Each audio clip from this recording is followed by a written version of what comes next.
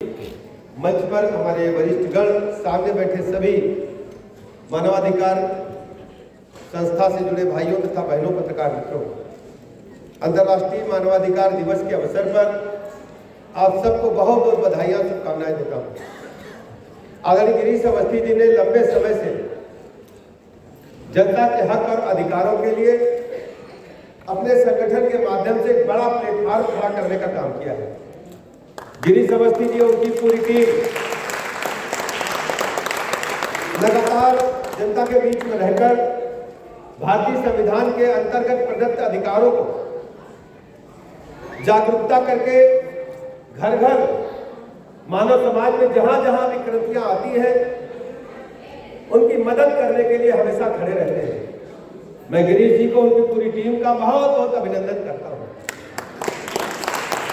अभी आप आदरणीय अशोक वाजपेयी जी को सुन रहे हैं।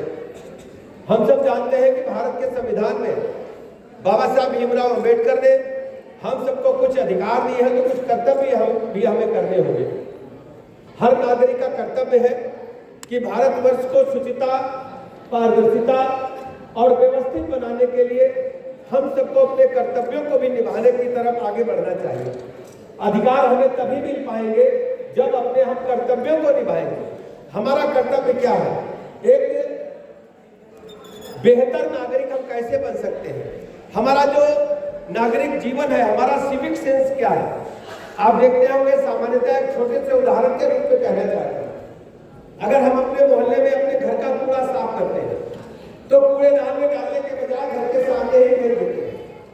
एक बार मैं किसी मोहल्ले में गया था, लखनऊ को छोड़ करके किसी दूसरे जिले में। अपने सिस्टर के यहाँ रात में मैं सोया, सुबह उठा तो मोहल्ले में सामने वाले घर से कूड़ा साफ करके दादा बुजुर्ग कूड़े के जो घर से समेटा हुआ कूड़ा था उस सड़क पर उसको ऐसे ऐसे फैला रहे थे झाड़ू से। हमने दादा क्या कर रहे हैं आपके घर का कूड़ा? कहने लगे क्यों, देखने में घर के सामने कूड़े का ढेर खराब लगता है तो सड़क पे फैला दिया, वो आएगा बाद में साफ करके ले जाएगा। हमने कहा जिम्मेदारी आपकी एक साथ कहीं कूड़ेदान में डालने की, कहने कौन चक्कर पड़ेगा, घर तो साफ हो गया, झंझट छोड़ो। तो कम से कम ये हमें एक सिविक सेंस, नागरिक जो संहिता है वो बनानी पड़ेगी कि मोहल्ले को भी हम साफ रखेंगे, घर को भी साफ रखेंगे। ये पीने के पानी की टंकी कहीं टोटी खुला है उसको बंद करेंगे। अगर कोई सड़क बुजुर्ग महिला पार कर रही है तो उसको पार कर जाने देंगे, लाल बत्ती पर रुकेंगे। रेलवे क्रॉसिंग का हाल और खराब हो गया है। रेलवे क्रॉसिंग पर कौन कौन खड़ा हुआ है? इसमें कोई खड़ा हुआ है? रेलवे क्रॉसिंग पे जब क्रॉसिंग बंद होती है और ट्रेन गुजरने वाली होती है तो दोनों तरफ से ऐसा महसूस होता कि सेनाएं खड़ी हैं। मतलब एक सेकंड किसी को फुर्सत नहीं है, एक लाइन खाली नहीं छोड़ी, ना इन्होंने ना उन्होंने। और बगल से एक दूसरे से निकलेंगे, घूरते हुए निकलेंगे कि हमारी सड़क जाम की, वो भी जाम करके ही जा रहे हैं। सही है कि नहीं?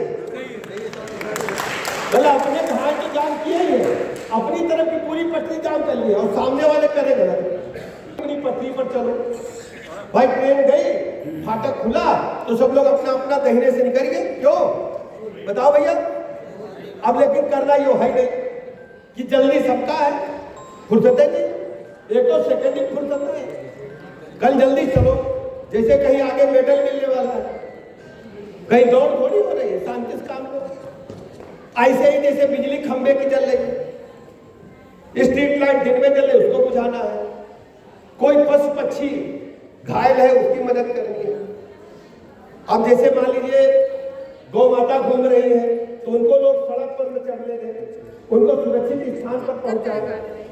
आजकल हम कभी दिल्ली जाओ बाई रोड से गए, लखनऊ दिल्ली बाई रोड कौन गया?